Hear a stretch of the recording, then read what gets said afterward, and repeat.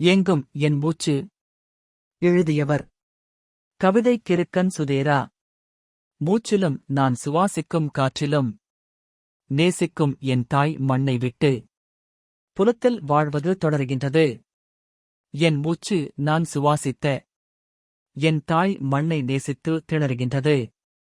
படபடக்கும் இதயத்தின் ஒவ்வொரு துடிப்பும் என் தாய் மண்ணை நான் நடந்து திரிந்த என் ஊர் தாகத்தை தூண்டுகிறது.